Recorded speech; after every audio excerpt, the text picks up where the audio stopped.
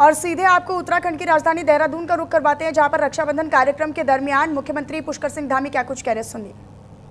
हृदय तल से धन्यवाद व्यक्त करता हूं।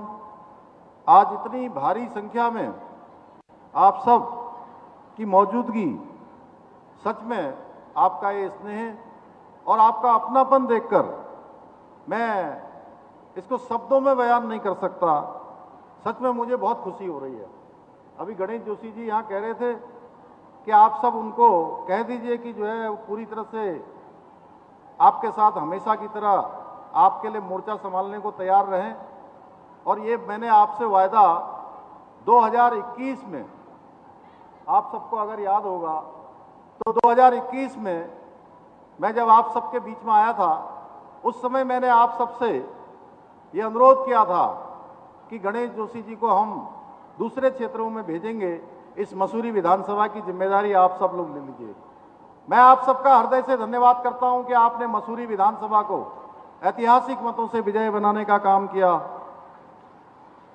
हाँ, मैं आज इतना जरूर कहना चाहूंगा, आप सभी के प्रेम और आशीर्वाद से मुझे प्रदेश की और अधिक सेवा, अपनी बहनों के इस उत्साह और आशीर्वाद को देखकर हमेशा मुझे ऊर्जा मिलती है।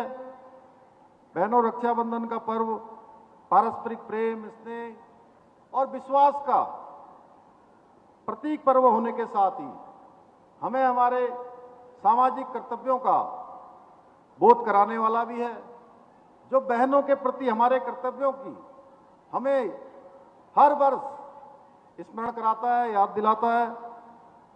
आप सभी जानती हैं कि हमारे आदरणीय प्रधानमंत्री श्री नरेंद्र मोदी जी हमारी बहन बेटियों को सक्षम बनाने के लिए, आत्मनिर्भर बनाने के लिए, उनके जीवन को ऊपर उठाने के लिए निरंतर कार्य कर रहे हैं। जहां एक और बेटी बचाओ बेटी पढ़ाओ योजना, सुकन्या समृद्धि योजना और उज्ज्वला योजना जैसी अनेक योजनाएं, उनके माध्यम से मोदी सरकार बेटियों को और महिलाओं को आत्मनिर्भर बनाने का प्रयास कर रही हैं।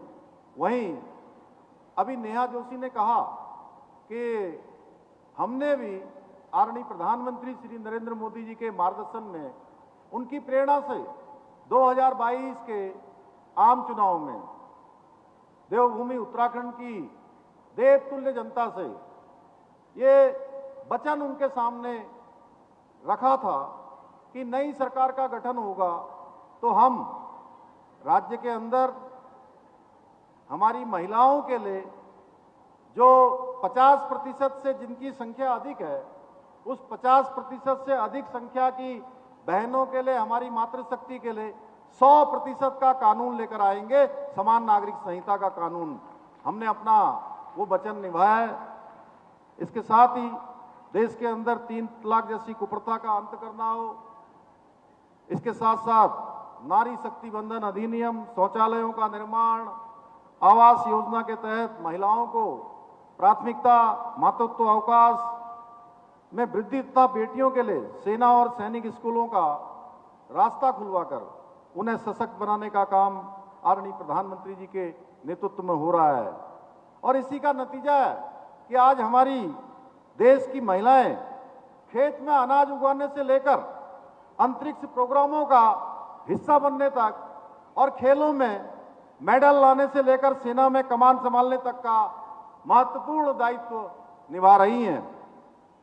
आदरणीय प्रधानमंत्री जी के मार्गदर्शन में हमारी सरकार भी देवभूमि उत्तराखंड में मातृशक्ति के उत्थान और उनके सशक्तिकरण के लिए संकल्पित होकर काम कर रही है।